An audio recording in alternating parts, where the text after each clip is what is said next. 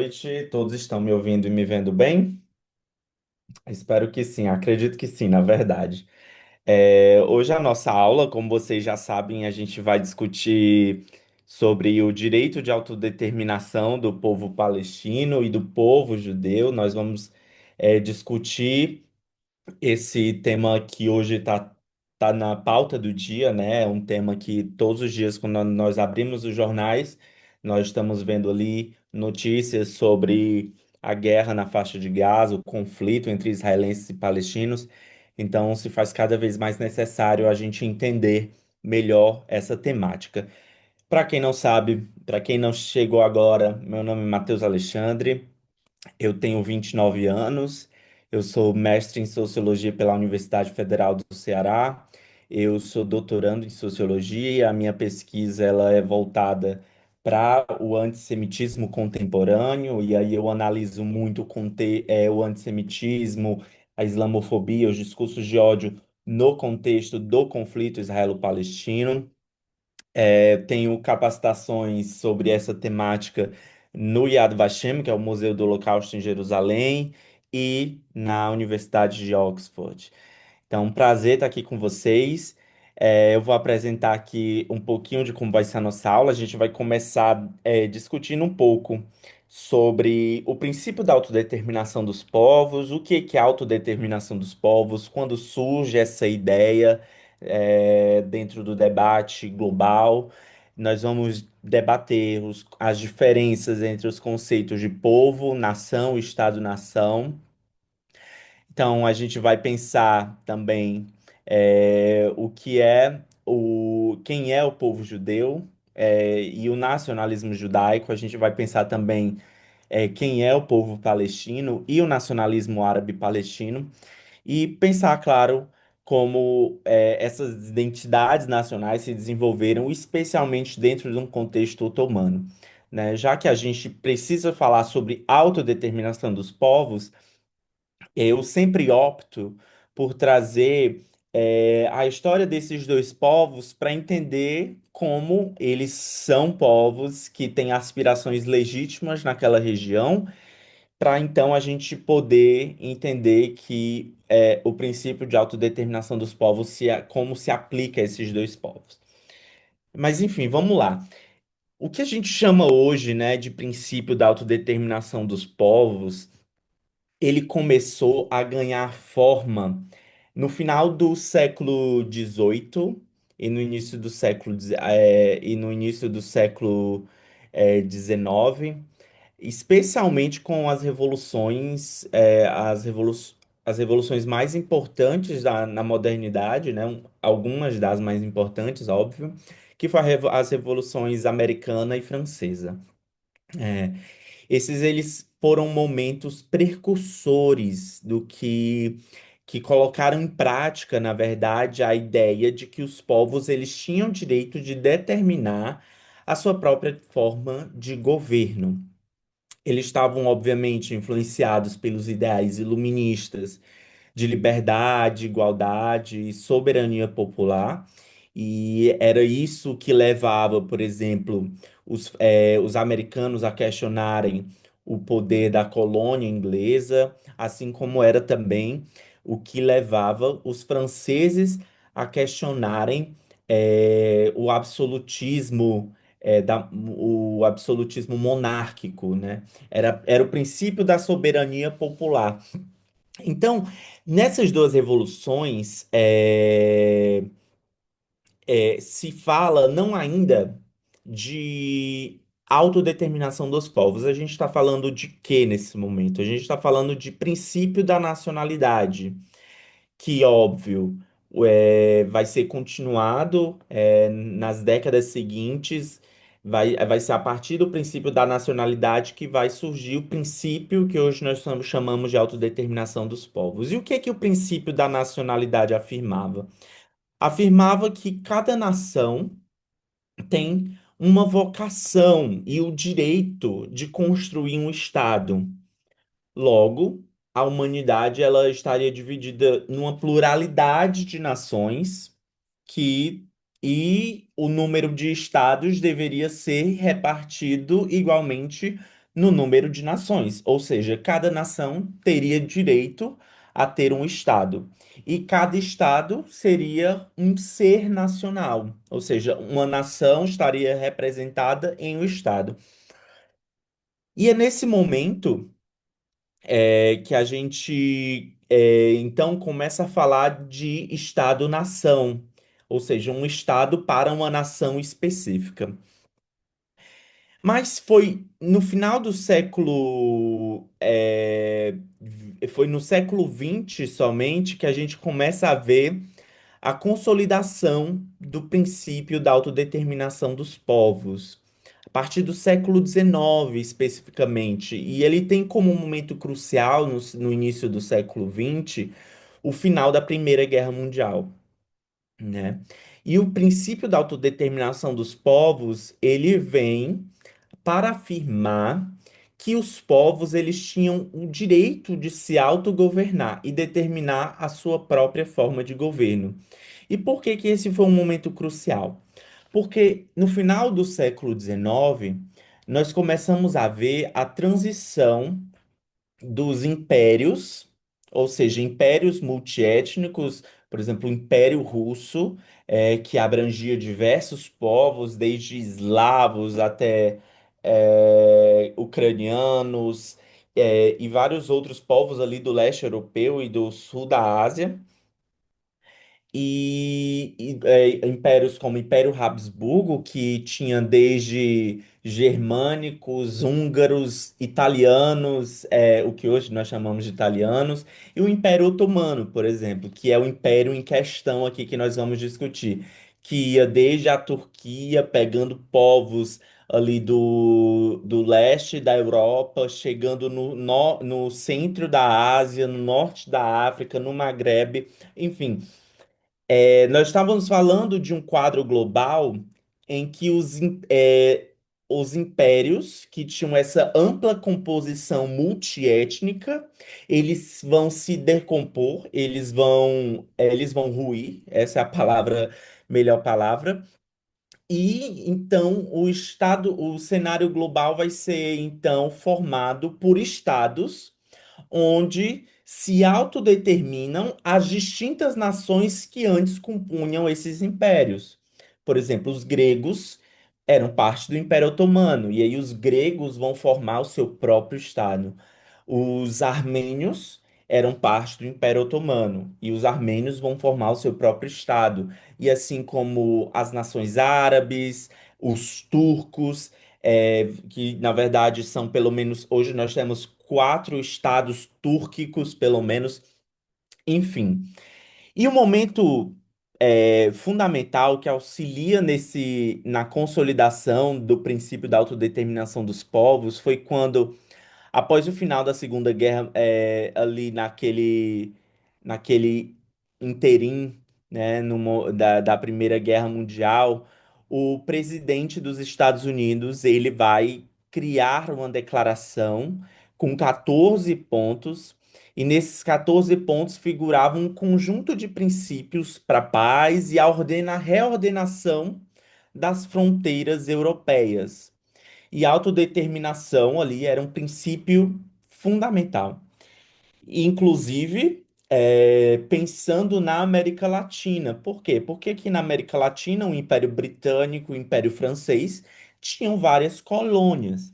E os Estados Unidos queria construir um campo de influência na América Latina e, portanto, precisava apoiar a independência desses países vizinhos.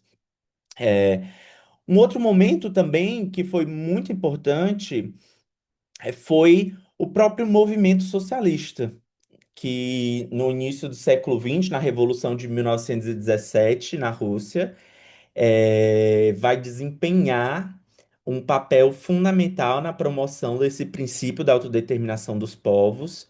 E um dos principais teóricos socialistas daquele e líder da Revolução Russa, o Vladimir Lenin, ele defendeu naquele momento que o socialismo ele não poderia ser construído sem garantir a liberdade e a independência das nações oprimidas.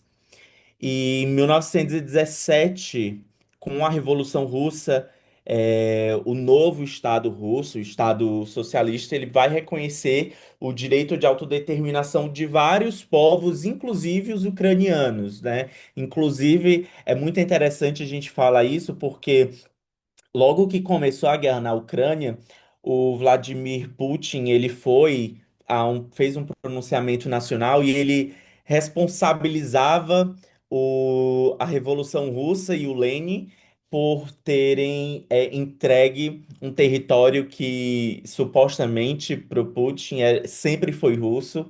Enfim, e naquele momento, então, nós temos essa consolidação no início do século XX desse princípio, que é o princípio da autodeterminação dos povos. Outro momento importante, ele vai ser com o fim da Segunda Guerra Mundial.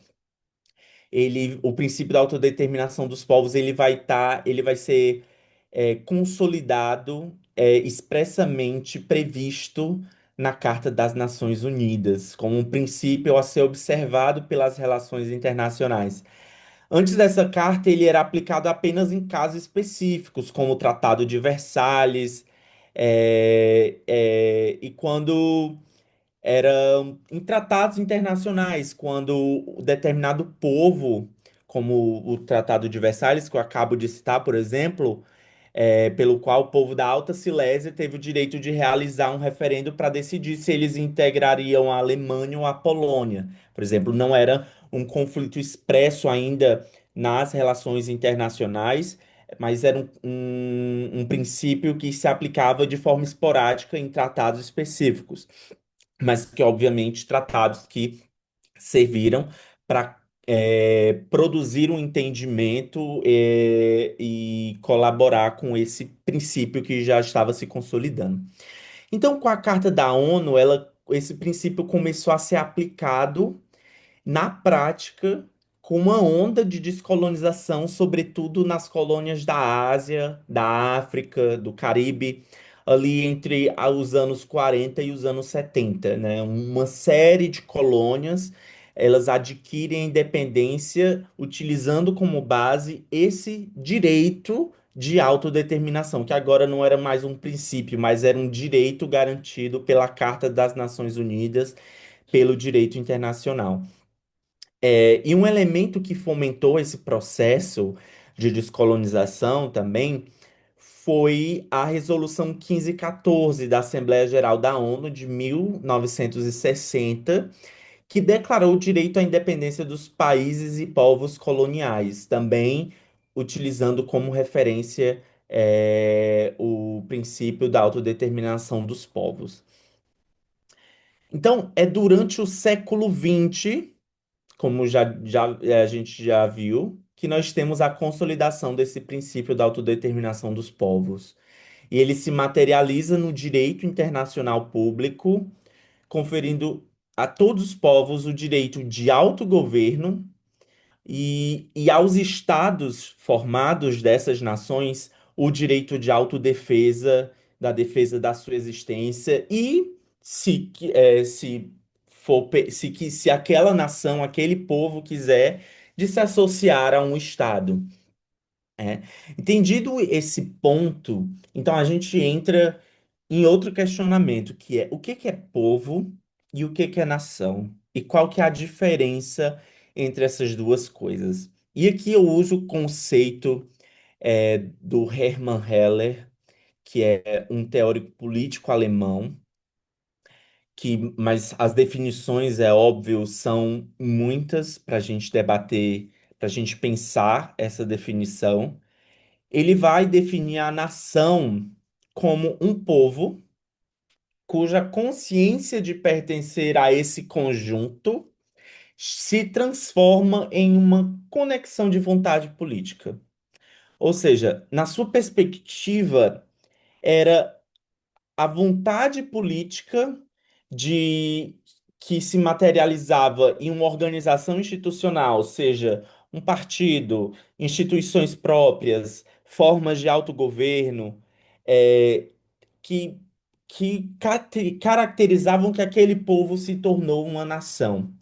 Então, na perspectiva dele, é essa consciência e essa consciência que se transforma nessa vontade política orientada seja para a formação de um Estado, como para uma organização autônoma, ou em ou um partido, ou um grupo, pode ser um grupo cultural que não necessariamente tem intenções separatistas, mas é dessa transição de consciência coletiva para uma organização institucional que se entende que existe ali uma nação. E como um exemplo muito interessante que a gente pode usar aqui é o povo curdo, por exemplo. Hoje nós temos uma região ali no Oriente Médio que pega, que vai de territórios passando pela Turquia, o Irã, o Iraque e a Síria, e é uma região habitada pelo povo curdo. E esse povo, ele mesmo estando dentro de fronteiras nacionais múltiplas, eles possuem uma identidade comum. Mas não só isso. Eles não só possuem identidade comum, uma história comum, uma língua, uma religião comuns. Eles também têm organizações próprias de autogoverno. Em todos os países que eles estão presentes, na Síria, no Iraque, na Turquia, no Irã, eles possuem um partido, eles possuem formas de autorrepresentação que, é, que institucionalizam esse povo como uma nação. A gente pode pensar também quando no final do século XIX existia um partido no leste europeu que era o Partido Operário Judeu da Polônia e da Lituânia, o Bund. E o Bund, ele não queria construir um estado necessariamente, mas ele queria construir zonas autônomas no interior de outros estados para que os judeus eles tivessem autonomia cultural e nacional. Ou seja, nós estamos falando aqui de um processo de consolidação de uma identidade nacional também do povo judeu. É, E aí a gente entra numa discussão sobre quem são os judeus. E logo a gente vai entrar também na discussão quem são os palestinos. Os judeus, eles são um povo com uma história de pelo menos 3.500 anos, com o surgimento ali que é do que nós chamamos na Idade do Bronze. Algumas evidências arqueológicas, elas documentam que os judeus eles surgiram a partir de coletividades seminômades nos terrenos montanhosos, ali bem antes do século XII, antes da Era Comum, ali no território que se chamava historicamente de Canaã e hoje nós chamamos de Levante, Israel, Palestina, ali naquela região, a região do Levante. Mas óbvio, nós temos também outras explicações que não são necessariamente historiográficas com viés científico, né? Eu acredito que a maioria das pessoas, elas conhecem explicações sobre o surgimento do povo judeu a partir de uma narrativa bíblica. Mas o que é interessante de pontuar é que os judeus, quando eles surgem, eles trazem consigo uma inovação, uma revolução para os povos daquele momento, que era a crença em um só Deus, o que nós chamamos hoje de monoteísmo ou monolatria. Alguns teóricos vão ter uma discussão aí sobre a diferença entre os dois conceitos, mas gente, para a gente entender quem é o povo judeu, a gente também tem que entender quais são os seus mitos fundantes, né? Quais são as suas narrativas fundantes que são parte da sua identidade. E o Êxodo, a narrativa que tem a figura de Moisés como líder político que libertou judeus de uma espécie de servidão, escravidão, no Egito Antigo, e que liberou esse povo levando até a terra de Canaã. é parte fundante da identidade judaica, é uma narrativa lembrada anualmente nos rituais judaicos, nas festividades culturais, não apenas religiosas. A identidade judaica também tem a figura do rei Davi como uma figura elementar na sua história, que foi um líder militar, um estadista, poeta e músico, e que foi fundador da cidade de Jerusalém. Jerusalém é também conhecida como a cidade de Davi. E é interessante falar sobre essas perspectivas, né, que não necessariamente são perspectivas científicas, mas que constituem a identidade dos povos do Oriente Médio. E para isso eu trago um trecho do Abba Eban, que ele escreveu sobre a história do povo de Israel. Ele chegou a ser ministro de Estado em Israel, e ele fala o seguinte nesse trecho, e eu acho esse trecho muito interessante. Os eventos que se acredita terem ocorrido no Oriente Médio, eles tiveram um impacto tão formador na história do mundo quanto os eventos comprovados que sabemos ter realmente acontecido. Ou seja, as ideias, as narrativas que nós temos como ficção, elas não são menos formadoras e influenciadoras da realidade do Oriente Médio do que os eventos que nós temos como supostamente fatos científicos. Mas, obviamente, nós sabemos que sim, existiram reinos judeus naquela região que hoje nós conhecemos como região do Levante. E esses dois reinos foram os últimos reinos judeus, o reino de Israel ao norte e o reino de Judá ao sul. Foram reinos que ruíram há cerca de 2.000 anos atrás, mas que, independente disso, os judeus nunca deixaram de ter uma relação com o seu território, e a gente vai já falar sobre isso. Cerca de 600 anos antes da Era Comum, um marco na história do povo judeu foi o exílio da Babilônia, né? Quando o Império Babilônico ele invade os reinos de Israel e de Judá, e o povo é exilado para os diversos territórios do reino babilônico. E esse momento é fundamental porque é nesse momento que nós vamos ter o que podemos chamar de primeira reforma do judaísmo. Antes do exílio, só era possível praticar a religião judaica no território, na terra de Israel, com o templo. Com o exílio, o judaísmo ele vai promover inovações internas para que a religião judaica seja possível de ser praticada mesmo longe do território, mesmo longe do templo.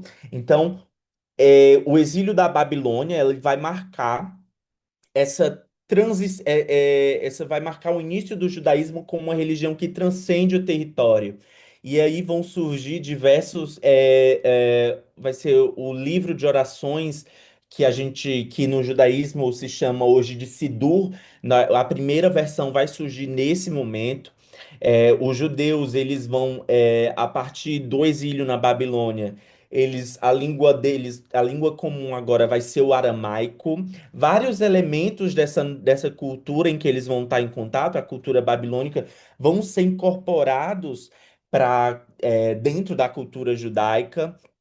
É, e, mas o que é interessante de se perceber nesse momento é que os judeus eles mantêm uma identidade religiosa, uma identidade, uma prática religiosa, mesmo no exílio. Mesmo no exílio, a terra ela continua tendo uma centralidade na identidade judaica, mas o judaísmo desenvolveu uma maneira de a terra permanece central na minha identidade, mesmo eu não estando lá.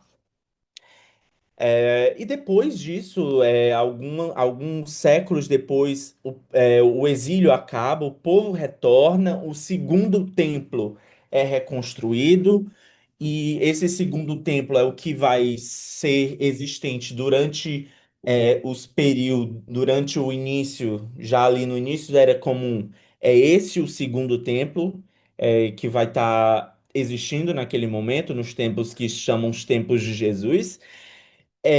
Mas no ano 70 da Era Comum, no ano 70 depois de Cristo, uma nova catástrofe acontece, né? Quando aquele território já está dominado por um outro império, que é o Império Romano, e as relações sempre conflituosas dos romanos com os judeus levam os romanos a destruírem o templo, expulsarem boa parte dos judeus daquele território. Obviamente, remanescentes permaneceram, conseguiram permanecer, mas o ano 70 é o marco de que os judeus eles não vão estar mais apenas exilados, eles vão estar agora em diáspora, eles vão estar dispersos pelo mundo e sem previsão de retorno. E essa situação de diáspora, ela permaneceu para a maioria dos judeus até 1948,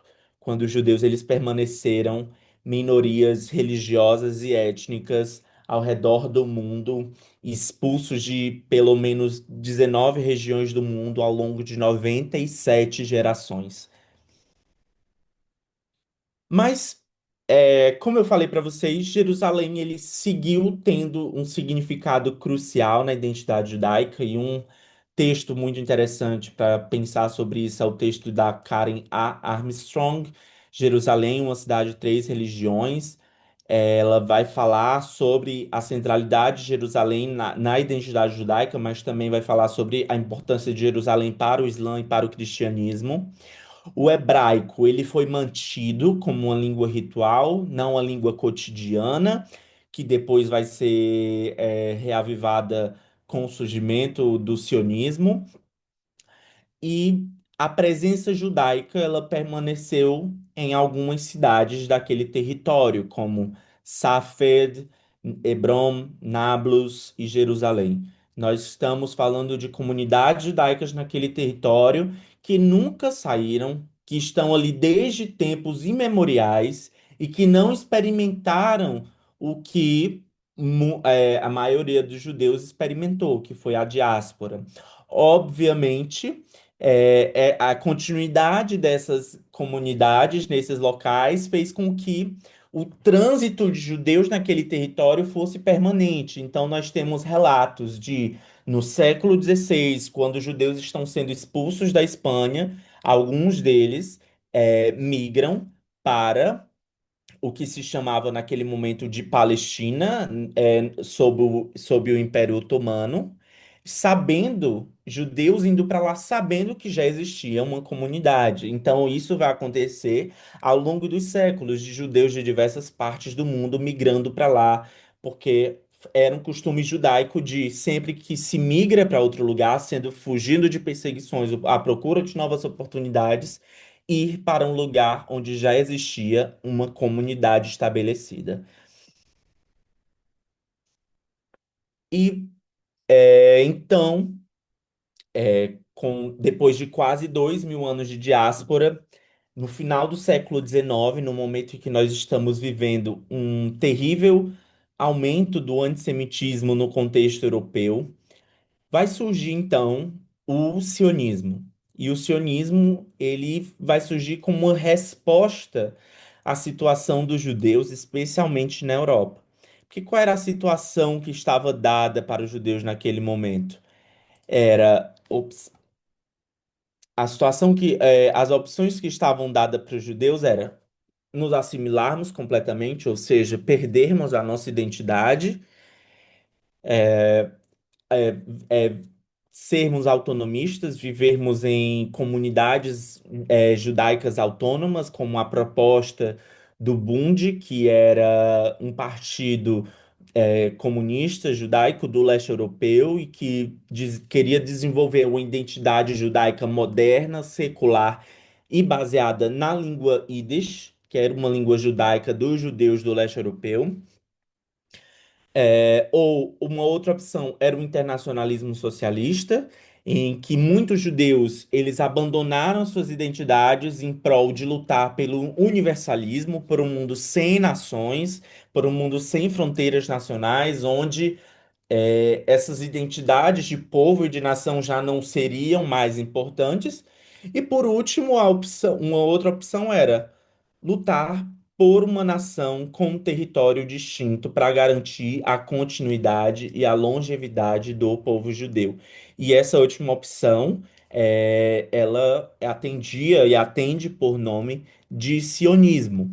Então, o sionismo ele propôs como alternativa à situação que os judeus estavam vivendo. Ora, os sionistas eles olharam para a Europa e disseram: olha, nós recebemos cidadania, mas nós continuamos sendo tratados como estrangeiros. Nós agora continuamos sofrendo violência. Nós somos tratados como uma raça estrangeira que não é europeia de fato. Então, os sionistas vão propor que se normalize o judeu como povo, como nação, como parte da família das nações, através da fundação de um Estado para o judeu. E é nesse momento, no final do século XIX, que esse senhor da foto, chamado Theodor Herzl, ele vai propor, através do livro dele, O Estado Judeu, que se crie um movimento para lutar pela criação de um Estado para os judeus. E o Theodor Herzl foi profundamente influenciado pela situação do antissemitismo na Europa.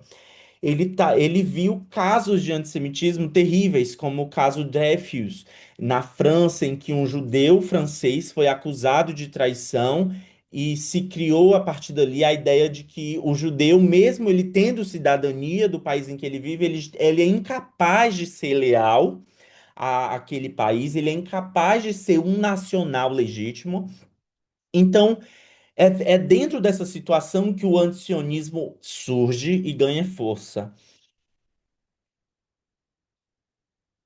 E aí a gente, então, entendeu o surgimento do povo judeu, os anos de diáspora, os elementos que são parte integrante da identidade judaica, até chegar no final do século XIX em um contexto de perseguição que vai, incentivar o surgimento de um movimento nacional da transformação daquilo que a gente falou no início. Os judeus eram um povo, mas agora eles vão construir instrumentos institucionais, organizações políticas, para que eles se transformem agora em uma nação de fato. Então, e o povo palestino? Né? O povo palestino, a gente entender a história do povo palestino, a gente precisa voltar um pouco ali lá para o século VII da Era Comum, quando o que a gente chama de expansão árabe muçulmana, né? O profeta Mohammed, que é um profeta do islamismo, ele partindo da Península Arábica, ele vai conquistar uma série de territórios ali, e a expansão dele, como vocês podem ver aqui no mapa, ele vai conduzir a expansão desses territórios aqui em marrom mais escuro, de 622 a 632. Depois nós vamos ter um califado que seria liderado por aqueles que se reivindicam sucessores do profeta Muhammad, e eles vão expandir ainda mais aqui para a Ásia Central, para o sul da Ásia, pegando um pouco também do norte da África, entre os anos 632 e 661, até que o Califado Umayyad, que entre 61 e 750 vai expandir ainda mais o califado, chegando até a Península Ibérica, né, pegando o que hoje nós conhecemos como Portugal e Espanha. Então, nós estamos falando de uma expansão que é religiosa, mas também é uma expansão étnico-cultural. uma expansão que vai levar não apenas a religião para os povos nativos de todas essas regiões, não vai apenas islamizar todos esses povos, mas vai também arabizar. Essas pessoas, esses povos de todas essas regiões, eles vão agora falar o árabe e a maioria dos povos dessa região vão ser também convertidos ao Islã. Então, é a partir desse momento que a gente começa a falar de um grande império árabe ou um império muçulmano. E a região da Palestina, que hoje nós conhecemos como Estado de Israel ou territórios palestinos, ela ficou sob domínio muçulmano desde 638 até 1917, com algumas exceções, especialmente o período das Cruzadas. Mas durante todos esses séculos, mais de um milênio, na verdade, aquela região ficou sob domínio muçulmano. Mas como eu falei para vocês, em todas essas regiões ainda haviam comunidades judaicas, comunidades cristãs consolidadas e vibrantes. Embora nesse momento sob a supremacia religiosa dos muçulmanos. E aí, um dos lugares sagrados que hoje nós vamos ter ali no território de Israel e da Palestina, que vai ser de fundamental importância para os muçulmanos, é o que a gente conhece como Domo da Rocha, ou a Mesquita de Al-Aqsa, que fica ali no que os judeus chamam de Monte do Templo. O Domo da Rocha, ele data em 691, é um dos lugares mais antigos do Islã. E o domínio otomano, que é o que a gente vai já discutir, ele vai perdurar naquele território desde de 1516 até 1917. Ou seja, nós estamos falando aí de cerca de 400 anos de domínio de um império muçulmano, que era o Império Otomano, que era, obviamente, liderado pelos turcos, mas era um império multiétnico, que composto por árabes, muçulmanos, armênios, gregos, judeus e etc. E os árabes que viveram durante todo esse período naquela região da Palestina, eles tinham identidades variadas. A gente não tinha ainda ali uma identidade nacional palestina. Palestina era uma forma de nomeação de um território geográfico. Esse termo só vai começar a ser usado de alguma forma para distinguir. é, Mesmo que politicamente, mas ainda não de forma nacional, a partir do século XVIII, e por pequenas elites camponesas localizadas naquele território. Então, até o século XVIII, nós não temos registro histórico de que existe uma identidade palestina distinta das pessoas que vivem naquele território. Palestina era uma nomeação geográfica. Então, a partir de 1908, que nós vamos ter com a Revolução dos Jovens Turcos em 1908, é só a partir desse momento que a gente vai ter clareza do surgimento de uma consciência, uma identidade nacional palestina claramente distinta dos outros povos árabes da região e claramente fazendo uma referência a uma territorialidade específica. E essa identidade nacional palestina, ela tinha três características muito importantes, que era, eles eram, antes disso, na verdade, antes de 1908, antes de existir essa identidade nacional palestina, o que nós tínhamos era uma identidade muçulmana sunita, ligado, portanto, à comunidade muçulmana mais ampla. Nós tínhamos uma identidade otomana, ou seja, eram árabes, cidadãos ou súditos otomanos, mesmo que com críticas ao governo central do império ou uma identidade local e regional, né? Nós estamos falando de de territórios que eram liderados por clãs e que tinham certo desenvolvimento e que esse domínio por clãs em territorialidades específicas produziram identidades específicas, como Jerusalém, as pessoas de Jerusalém se identificavam, tinham a identidade de que eles eram jerusalemitas ou as pessoas, os moradores de Nablus, os moradores de Jaffa e etc. Não existia ainda uma identidade única dos árabes que habitavam aquela região. Eram identidades múltiplas, variadas, que variavam inclusive de acordo com a confissão de fé de cada região, né? Porque, claro, nós tínhamos árabes cristãos também.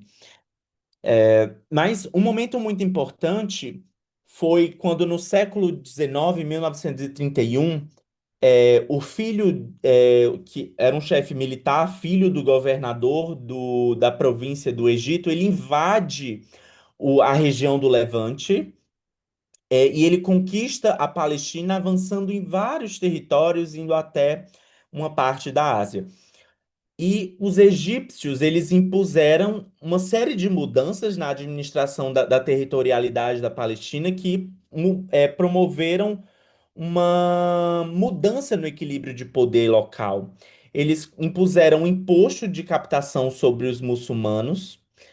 Nós estamos falando de uma sociedade que era organizada sob a supremacia muçulmana e que quem pagava impostos para ter permissão de professar suas religiões eram chamados povos do livro, que eram os cristãos e judeus. Eles precisavam pagar o imposto para terem permissão de existir ali, mas vem essa liderança egípcia e impõe o imposto sobre os muçulmanos e privilegia as relações com os cristãos e cristãos e judeus, na verdade. Está escrito errado aqui no slide.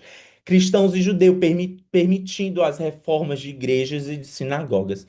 Isso vai gerar uma série de mudanças locais e os muçulmanos eles vão passar a ver essas comunidades, os cristãos e os judeus, como aliados do poder central e aliados mesmo do imperialismo europeu, já que o Ibrahim Pasha ele estava fazendo essa série de mudanças para ganhar a confiança dos europeus e assim ganhar benefícios políticos e pessoais.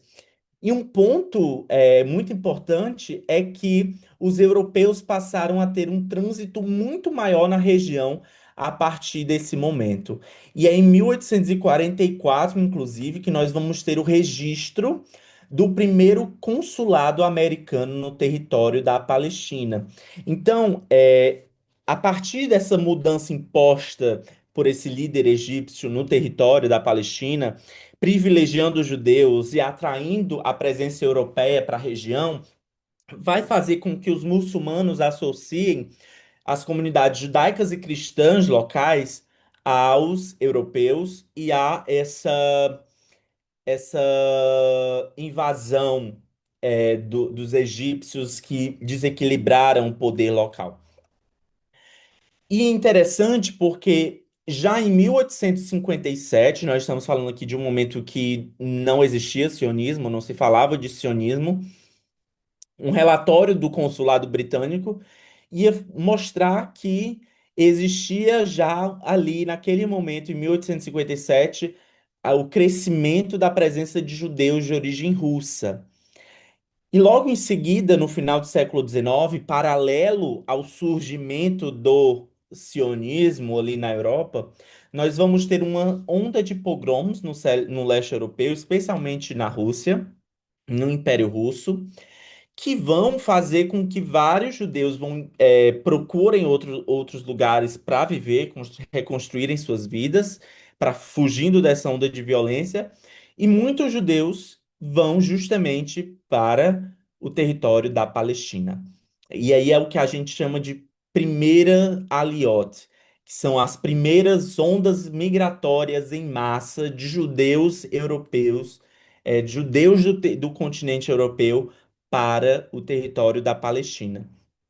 E é esse momento que vai, inclusive, marcar, se a gente pode dizer quando o conflito começou, o conflito começa aqui em 1980 e 1890, quando nessa primeira onda migratória, anos antes do Theodor Herzl lançar o seu livro O Estado Judeu, onde aconteceu o primeiro Congresso Sionista, quando essas primeiras ondas migratórias de judeus europeus chegam na Palestina, é, os árabes locais, muçulmanos especialmente, eles vão temer, eles vão se sentir ameaçados pela crescente presença de um outro naquele território, e é então nesse momento que a gente vai ter o surgimento de o que a gente poderia chamar de um proto-nacionalismo, ainda não nacionalismo, mas é a partir desse momento que a identidade palestina começa a surgir como identidade árabe, predominantemente muçulmana e também cristã, e a gente vai já falar sobre isso. E essa identidade ela se consolida justamente em oposição à imigração de judeus do continente europeu, do leste europeu, para o território da Palestina. Aqui são algumas imagens disso que a gente chama de primeira aliyot, de judeus que estavam fugindo de pogroms e chegaram lá na Palestina para construir comunidades agrárias, muitas vezes até inspiradas em princípios socialistas revolucionários, radicalmente igualitárias. E aí a gente volta um pouquinho agora para a gente discutir como o Império Otomano ele se organizava, né? O Império Otomano ele tinha um sistema que era conhecido como sistema Millet. Esse sistema Millet ele foi criado para permitir que um império muito grande, com várias etnias e religiões, pudesse manejar essas diferenças e não acabasse caindo em fragmentação. Então, já existiam esse sistema já existia há séculos, esse sistema Millet, cada Millet era responsável por governar coisas da sua própria comunidade. Millet significa nação. Ainda não tinha esse sentido moderno de nação, mas era como se fossem comunidades étnicas, religiosas distintas e que precisavam ter autonomia dentro do império. Então, dentro do Império Otomano, nós tínhamos a supremacia muçulmana e as minorias religiosas dos chamados povos do livro, como os cristãos e muçulmanos, eles tinham miletes. E o que que esses miletes governavam? Coisas sobre casamento, herança, educação, impostos, eh, brigas familiares, comunitárias, eram resolvidas por esses miletes. E cada milete elegia o representante que iria se portar diante do império. O milete ortodoxo, que era conhecido como Rum-Millet, ele elegia o seu patriarca, né, que era o milete dos cristãos ortodoxos.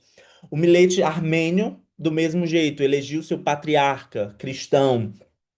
E o milete judeu elegia o seu rabino-chefe. E esse sistema ainda hoje existe alguma a herança desse sistema milete ainda hoje existe em Israel. Israel, para quem não sabe, por exemplo, não tem casamento civil. Quem governa essas questões de divórcio e casamento são os tribunais religiosos de cada comunidade. Então, os drusos têm seu milete, os judeus têm o tribunal rabínico, os armênios têm o tribunal armênio e etc. E aí, em 1939, em 1877, os otomanos eles queriam adquirir a respeitabilidade, especialmente dos europeus. Então, eles promoveram uma série de reformas que as pessoas iriam ser transformadas agora não mais em elas iam deixar de ser súditos iriam ser agora cidadãos plenos, ou seja, todos iriam ser iguais perante a lei. Não existiria mais a supremacia muçulmana, acabou.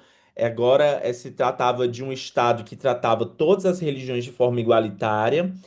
É, e, enfim, eram reformas modernizantes, inspiradas nos princípios da Revolução Francesa. Mas essas reformas, elas convieram com algumas contradições. Elas promoveram a igualdade entre muçulmanos e não muçulmanos, agora diante do império eles eram iguais. O imposto que era cobrado de não muçulmanos foi abolido. Então agora nós temos a abolição da desigualdade formal. Temos uma igualdade formal de muçulmanos e não muçulmanos perante a lei. Mas, ao passo que isso acontece, ou seja, todos são iguais perante a lei, esse sistema Millet, que era de um período de desigualdade formal, ele é mantido.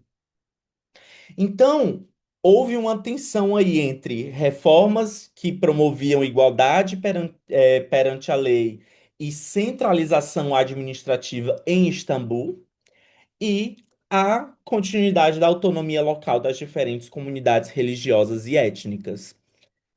Esses dois elementos que são contraditórios na sua lógica, porque um pressupõe igualdade formal e o outro pressupõe desigualdade formal, eles vão gerar uma série de consequências.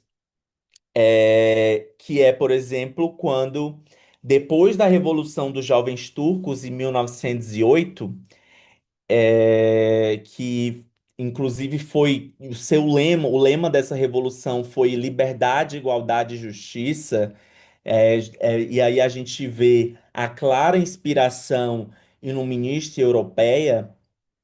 Essa revolução ela vai dar igualdade a todos, não vai ter diferença formal entre judeus e muçulmanos ou muçulmanos e cristãos, por exemplo, mas ao mesmo tempo isso vai fazer com que essas diferentes comunidades que vão permanecer organizadas em Millet, elas agora disputem os espaços de poder e representação.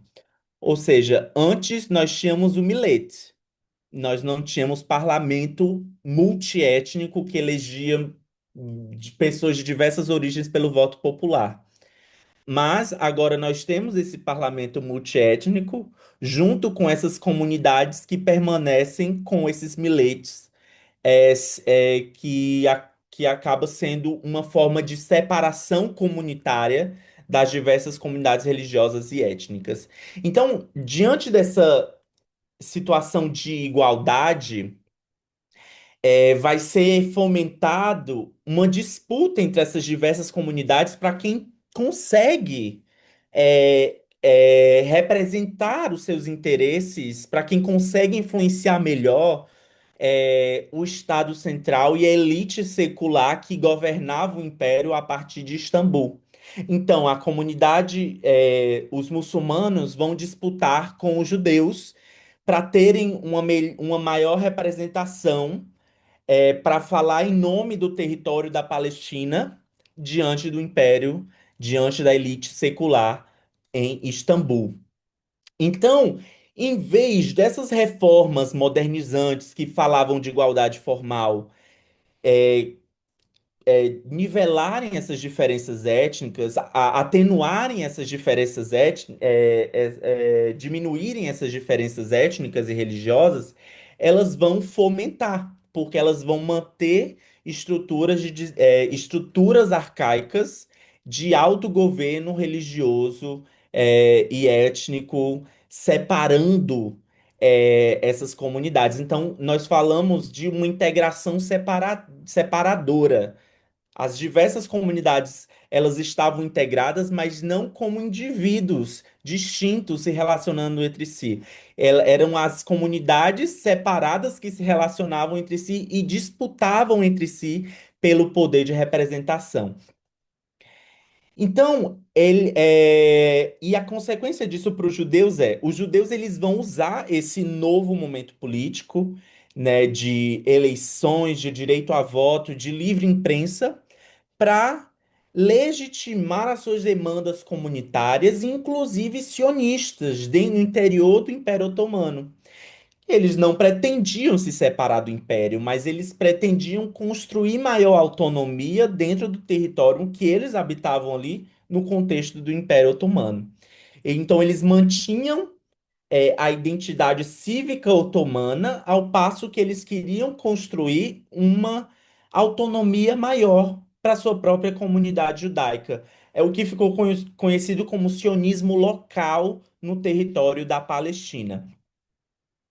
E para os árabes, a consequência disso foi reforçar uma convergência política entre muçulmanos e cristãos, porque o sionismo estava avançando, a imigração judaica crescia, inclusive com apoio e validação do Império Otomano, que doava terras e que por vezes elogiava a administração de certas terras pelos judeus. E que judeus de outras partes do império iam para lá para fazer parte dessas comunidades também, ou seja, não se tratavam de judeus que chegavam de um país estrangeiro, um outro império, eram judeus que tinham livre trânsito dentro do império e que iam para a Palestina para se somar naquela comunidade florescente. E isso acabou gerando um sentimento de ameaça para os árabes, que acaba produzindo uma aliança, uma convergência política entre muçulmanos e cristãos que se uniram contra o sionismo, contra a imigração judaica para o território da Palestina, forjando um laço político novo que se tornaria o embrião do nacionalismo palestino. Então, a identidade nacional palestina, ela é árabe, ela é etnicamente árabe, mas ela não é religiosamente muçulmana. Ela é muçulmana, mas ela também é cristã. Então, identidade nacional palestina, ela começa a se formar como identidade nacional árabe, de árabes, muçulmanos e cristãos. Então, aqui é um pequeno resumo. Nós tivemos as Tanzimat, que foram as reformas modernizantes. Elas trazem igualdade formal perante a lei, mas mantêm essas fronteiras comunitárias entre judeus, muçulmanos e cristãos. Depois dessas reformas, nós temos a Revolução dos Jovens Turcos, que vai garantir um parlamento multiétnico, com a renegociação das identidades, comunitárias, a imprensa livre. Então, as consequências dessa modernização contraditória que traz elementos de igualdade formal, mantendo fronteiras comunitárias, étnicas e religiosas separadoras, vão ser a consolidação de duas identidades em disputa que depois vão se tornar nacionalismos, que é a identidade judaico-sionista e a identidade árabe-palestina.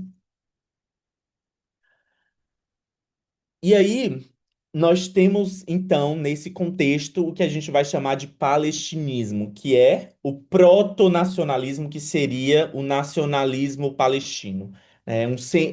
Esse palestinismo, ele era um sentimento de uma comunidade política árabe, de cristãos e muçulmanos naquele território, mas antes da ascensão do próprio nacionalismo palestino em si. Por quê? Porque nem árabes que se viam como palestinos agora já, eles vislumbravam que o Império Otomano ia cair. E nem judeus. A verdade é que existia um império que estava ali há 400 anos, eles estavam em guerra com outros impérios, mas ninguém acreditava que o Império Otomano ia ruir. Era algo muito distante. Ninguém nunca tinha ouvido falar de um período em que o Império Otomano não tivesse ali. Então, eles não vislumbravam o fim do império e logo nem palestinos, nem árabes, nem judeus vislumbravam a construção de um império, de um Estado-nação para si próprios. E foi nesse momento que começou a surgir, inclusive, outros tipos de sionismo locais que visavam construir escolas, uma imprensa hebraica, uma comunidade hebraica florescente no território de Israel, tendo o hebraico como língua moderna, como centro dessa identidade, nova identidade dos judeus ali, mas que não necessariamente vislumbravam a construção de um Estado judeu, porque não se imaginava que o Império Otomano ia cair.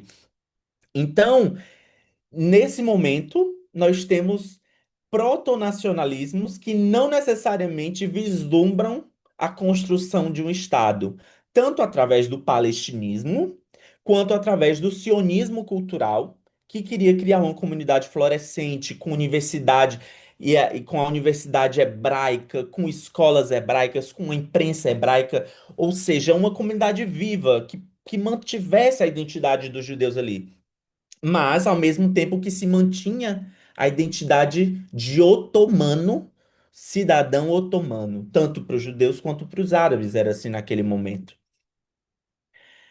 E como é que isso vai mudar, né?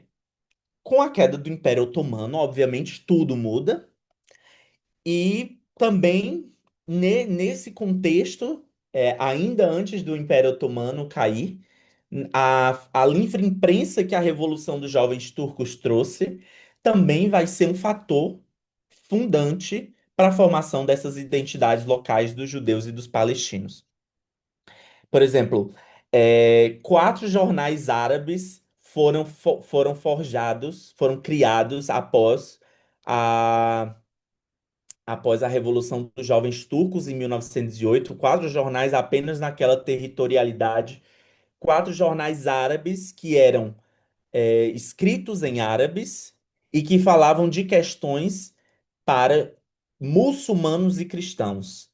Não eram questões que envolviam judeus. E a gente trouxe aqui algumas explicações sobre isso. Por exemplo, o jornal Filastim de Jaffa, que nesses jornais, nas edições desse jornal, ele era muito crítico da imigração sionista, e tinha um espaço, muito espaço nesse jornal para articulação do discurso sobre uma identidade árabe na Palestina que fosse distinta da Síria.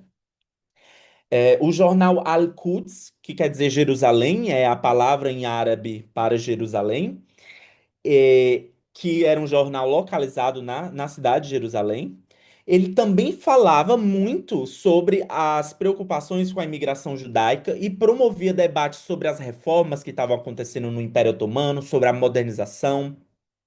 Um outro era o Al-Kamil, que era de Haifa, uma cidade que hoje é parte do Estado de Israel, e esse jornal denunciava a compra de terras por judeus. Era um jornal muito antisionista, na verdade, voltado principalmente para cristãos e muçulmanos. Então percebam que a identidade palestina que estava sendo fomentada aqui pela imprensa, e a imprensa teve um papel fundamental na construção dessas identidades nacionais.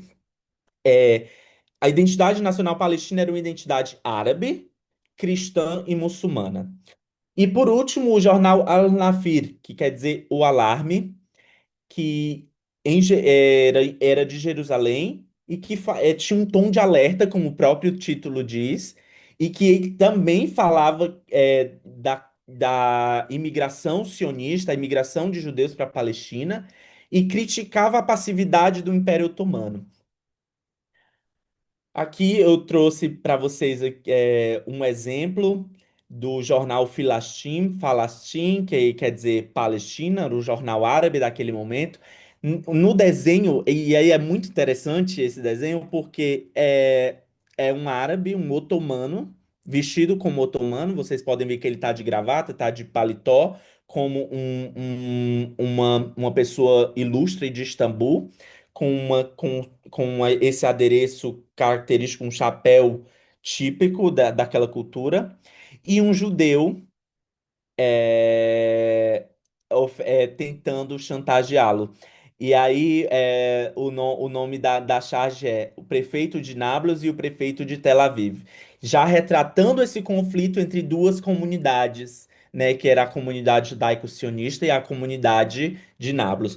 Lembrando, nós estamos falando aqui de Império Otomano ainda, não estamos falando de Império Britânico, não estamos falando Nada disso. Nós estamos falando ainda do Império Otomano, desse contexto de Império Otomano. Então, esses veículos eles se tornaram fóruns onde se discutia a situação local, a preocupação com o sionismo, questões econômicas e um fomento, uma consolidação da identidade palestina.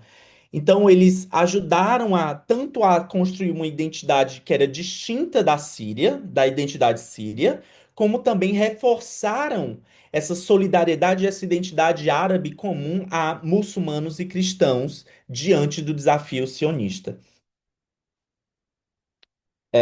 E aqui outros exemplos dos jornais árabes. Aqui é uma propaganda de uma cerveja árabe e ela no jornal Filastim. Isso é muito interessante porque se a gente for pensar, a religião muçulmana não permite o consumo de bebidas alcoólicas, mas o jornal daquela época fazia essa propaganda e nessa propaganda eles fazem uma distinção clara entre o que é Síria e o que é Palestina. Aqui o jornal Al-Quds de Jerusalém.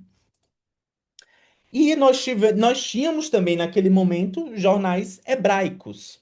E eu trouxe aqui 5 exemplos deles, né?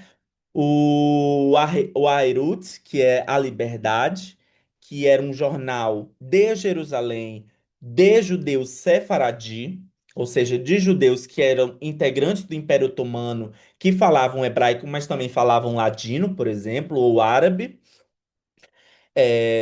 O jornal Atzvi, que era o jornal O Cervo, que era também de Jerusalém, era um jornal que articulava ideias sionistas, especialmente sobre o sionismo cultural, sobre o reavivamento do hebraico, sobre a construção de instituições sionistas locais para os judeus otomanos.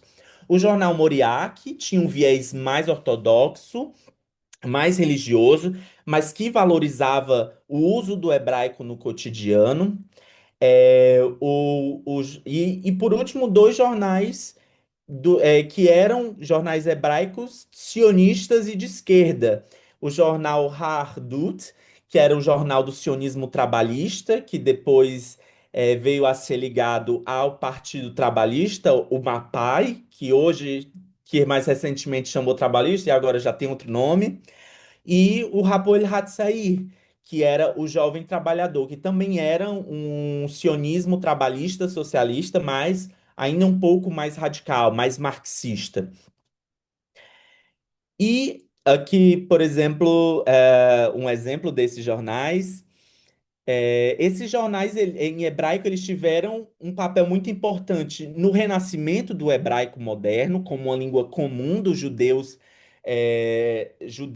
da Palestina Otomana, a criação de uma identidade hebraica como identidade judaica da modernidade, ou seja, uma tentativa de diferenciação das identidades diaspóricas, entendidas naquele momento como atrasadas, enquanto que o hebraico, a identidade hebraica era o símbolo da modernidade judaica, que os judeus deviam adquirir para se emanciparem, para serem mais livres. Esses jornais eles debatiam em hebraico o futuro do Ishuv, que era o assentamento judaico, a instituição representante dos judeus, no caso, o sionismo local, a relação com o Império Otomano, a busca por legitimação política diante da elite imperial e etc. E aqui eu acho muito interessante porque aqui do lado direito nós temos o jornal Hapoel Hatzair, que é o jornal socialista marxista que eu falei para vocês, e aqui eu tenho esse documento que era um documento do grande rabino-chefe do Ishuv, que eu falei para como eu falei para vocês, cada comunidade elegia sua representação religiosa comunitária e os judeus tinham um rabino-chefe. Nesse documento, em árabe e em francês, se fala de Palestina. Mas em hebraico se fala de Terra Santa, ou seja, há aí já aí a convivência de múltiplas formas de se nomear a territorialidade, né? Em hebraico, árabes nomeando aquele território como Palestina e mesmo os judeus nomeando como Palestina em árabe ou em outras línguas, mas em hebraico se usando a forma tradicional como os judeus nomeavam aquele território, ou seja, Terra Santa ou Eretz Israel, que é a terra de Israel. Então, são as diferenças fundamentais nas identidades nacionais construídas de judeus e árabes naquele momento. Né? Os palestinos, os árabes, eles queriam evitar a venda de terras para imigrantes judeus, enquanto que os judeus eles queriam construir assentamentos agrários, fazendas agrárias coletivas. A identidade árabe palestina foi fundamentada na unidade muçulmana e cristã, enquanto que os sionistas, os judeus, queriam manter uma identidade judaica e hebraica separada. Tinham jornais árabes que fomentaram essa identidade palestina, enquanto tinham jornais hebraicos que fomentaram essa identidade hebraica sionista. Os árabes, eles defendiam o império como um escudo contra a imigração judaica, contra o avanço do sionismo, enquanto que os judeus, eles usavam o sistema imperial para garantir essa autonomia educacional e cultural.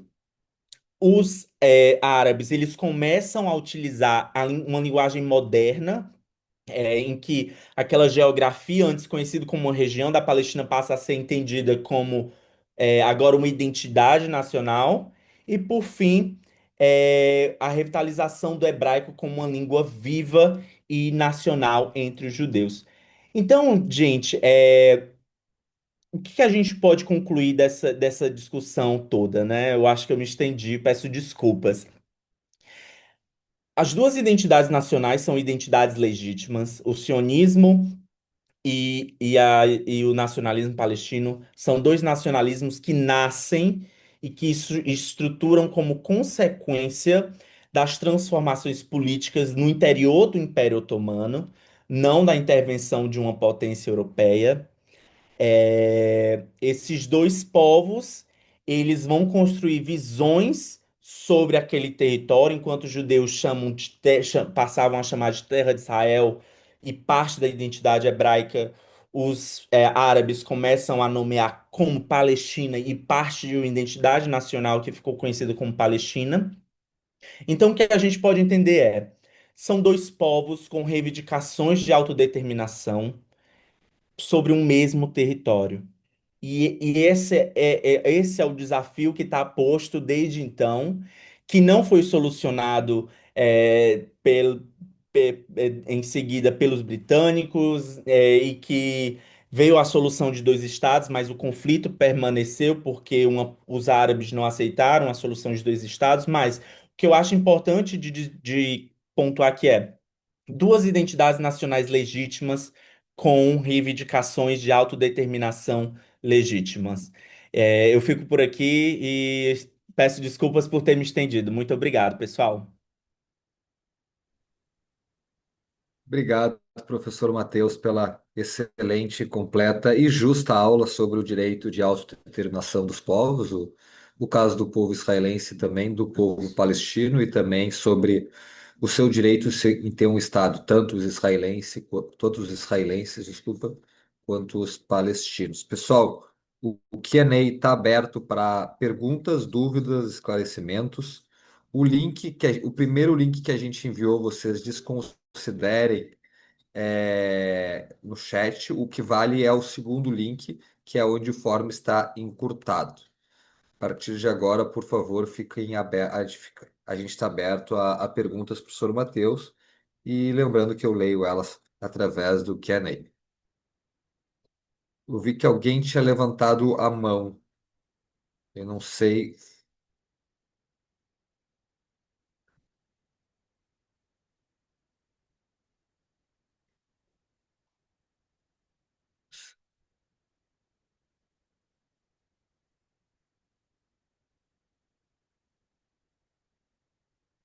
Por enquanto, no Q&A não tem nenhuma pergunta.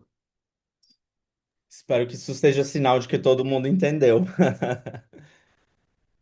Comentários, críticas, sugestões, dicas de leitura, se alguém quiser. Coloquei algumas nos slides, espero que vocês tenham visto. Bom, vamos esperar até as. Aqui eu tô vendo que a Luciana estava com a mão levantada. Luciana.